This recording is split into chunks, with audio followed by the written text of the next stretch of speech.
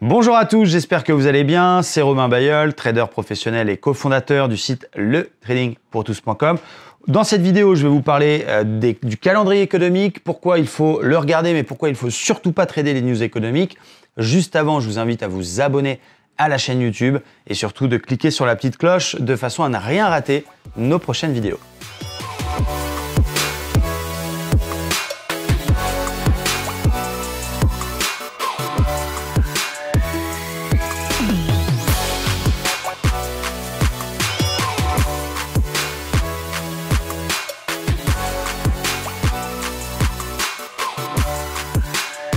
Alors le calendrier économique, outil indispensable de n'importe quel day trader, c'est évidemment une mine d'informations, quelque chose qui va pouvoir vous sauver la vie, mais c'est également, malheureusement, il y a un côté malsain, c'est également une tentation pour certains de tenter des coups sur des chiffres économiques ou en tout cas d'essayer de trader les différentes stats qui peuvent tomber dans la journée.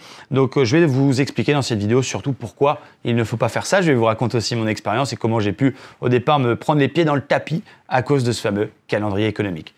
Le calendrier économique, c'est un outil que vous pouvez trouver sur le site de investing.com par exemple. Vous allez sur Google, vous tapez calendrier économique, vous allez voir sur Investing, c'est assez facile. Ça vous liste en fait les événements qui vont tomber dans la journée, qui vont faire que les marchés vont avoir plutôt des flux haussiers ou baissiers. C'est ça qui fait bouger le marché. L'analyse technique fonctionne très bien, c'est presque autoréalisateur. C'est un excellent moyen d'avoir le même timing d'intervention que les intervenants et de trader les prix. Maintenant, ne soyons pas dupes. C'est pas parce que vous avez un support que le marché remonte. Le marché va monter parce que Trump va tweeter quelque chose ou parce qu'on va avoir une très bonne stat économique sur les ventes aux États-Unis ou parce que les stocks de pétrole, etc., etc. C'est ça qui fait bouger le marché. Donc déjà, votre premier réflexe, ça va être tous les matins d'aller voir le calendrier économique et d'essayer de regarder quelles sont les stats qui peuvent éventuellement influencer le marché et d'éviter au maximum d'être en position pendant ces stats.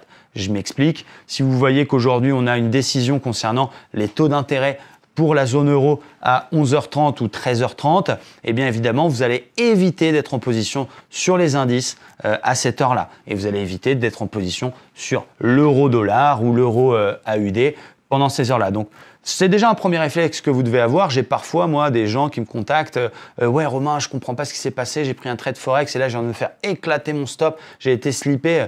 Bah ouais, mais bon, t'as pas fait gaffe, ma poule, mais t'avais la Draghi qui parlait à 13h. C'était dans le calendrier économique. T'as acheté à 12h45. T'as fait n'importe quoi. Donc, vous, ça peut vous aider à éviter une bêtise. Maintenant, l'autre aspect du calendrier économique, c'est vrai que c'est tentant de jouer les stats. On a envie de se dire, tiens, là, il y a une super stat sur le PIB américain, le Dow Jones, j'ai envie de le trader parce que, je sais pas, il m'excite en ce moment.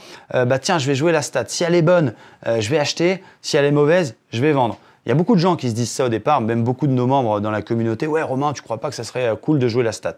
Ce qui se passe lors des grosses statistiques économiques, vous avez ce qu'on appelle énormément de volatilité.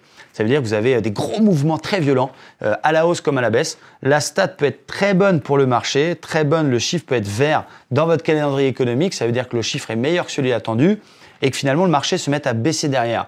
On peut avoir une mauvaise stat et que le marché se mette à monter. Premièrement, il est impossible de prévoir l'impact d'une statistique économique sur le marché. Pourquoi? Parce que ce qui va faire bouger le marché, ce n'est pas en soi la qualité de la statistique. Ce n'est pas parce que c'est une bonne ou une mauvaise que ça va avoir de l'influence. Ce qui va faire bouger le marché, c'est la différence entre le chiffre attendu, le consensus, et le chiffre qui tombe. Donc une stat très importante avec un chiffre vert, mais qui est très proche du chiffre attendu, va avoir très peu d'impact, très peu de mouvement par rapport à une stat moins majeure, mais dont il y a un gros écart entre le chiffre attendu et le chiffre qui tombe. Déjà, donc, vous voyez, ce n'est pas toujours l'importance de la stat qui est déterminante dans les mouvements du marché. Ensuite, il faut quand même être sacrément calé en économie. Moi, j'ai plutôt un bon niveau dans ce qui est compréhension de ce qui se passe au niveau macroéconomique, mais je suis incapable de vous donner l'impact du PIB US sur le marché l'après-midi même.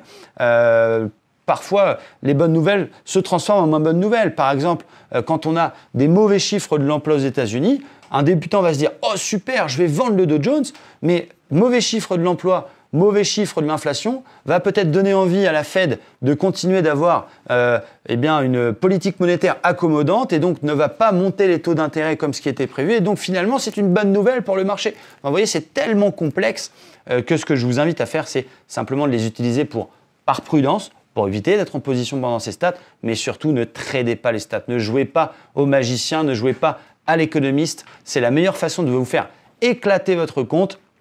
Et ne faites surtout pas la stratégie que j'ai voulu faire moi quand j'ai démarré le trading. Je me rappelle bien, c'était encore Janet Yellen, la présidente de la Fed.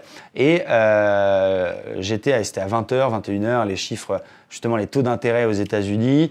Et je me suis dit, tiens, je vais jouer cette stat, je vais mettre un ordre d'achat au-dessus du prix actuel, je vais mettre un ordre de short en dessous du prix actuel. Comme ça, si c'est une bonne nouvelle, s'il y a dit des bonnes choses, bam, je suis dedans. S'il y a dit des mauvaises choses et que ça baisse, je suis dedans aussi. Je suis quasiment sûr de gagner. Et puis au final, ce qui s'est passé, c'est qu'elle a dit tellement des choses importantes qu'il y a eu une énorme volatilité. Je me suis fait déclencher mon achat et ma vente en même temps. Je me suis retrouvé dans une position bancale avec 2 trades perdants et 2 prix différents. Donc surtout, ne faites pas ça. C'est un gros conseil. Observez-le, lisez les médias comme Investir, comme Zone Bourse pour comprendre la macroéconomie, mais laissez les stats de côté. Nous, on va utiliser l'analyse technique. J'espère que cette vidéo était claire. Si vous avez des questions, mettez-moi un commentaire dans la vidéo. Si vous avez aimé cette vidéo, mettez-moi un gros pouce bleu. Si vous n'avez pas aimé cette vidéo, mettez-moi un gros pouce bleu. Et évidemment, partagez-la sur vos réseaux sociaux. Merci de m'avoir écouté. Restez prudents sur les marchés et à bientôt sur la chaîne.